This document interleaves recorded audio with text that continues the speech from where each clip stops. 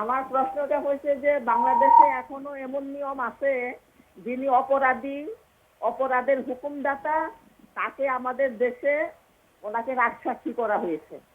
এত প্রমাণ থাকতে, এত সাক্ষী থাকতে তাকে রাজসাক্ষী করা হইলো।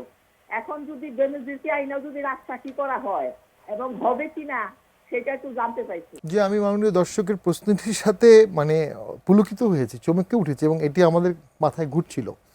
আইজিপি মামুন সাহেব রাজসাক্ষী হয়েছেন। অ্যাপ্রুভাল ল যেটা আমাদের সংবিধানে আছে, মেবি এভিডেন্স অ্যাক্টে আছে, যে যে কোনো আসামি তিনি যদি রাজসাক্ষী হন তার এভিডেন্সটা গ্রহণযোগ্য, অ্যাডমিসিবল এভিডেন্স হবে, এবং এর বিনিময়ে রাষ্ট্র তাকে ফুললি এক্সোনারেট করতে পারে।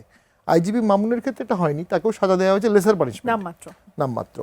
একমাত্র নামমাত্র না, যথেষ্ট বার। এর আগে যারা অ্যাপ্রুভার হতো অন্যান্য মামলায় আমরা দেখতাম তাকে একুইট করে দিত অ্যাপ্রুভার। হ্যাঁ, কোথাও কেউ নাই, যদি মনে থাকে নাটকের সেই বাকের ভাইয়ের বন্ধু রাজসাক্ষী হয়ে গেল না, হ্যাঁ, বদি নাম মনে হয়। এনিওয়ে, তো আমাদেরও মনে হচ্ছে বেনজির সাহেবকে এই ট্রাইটা করা হতে পারে।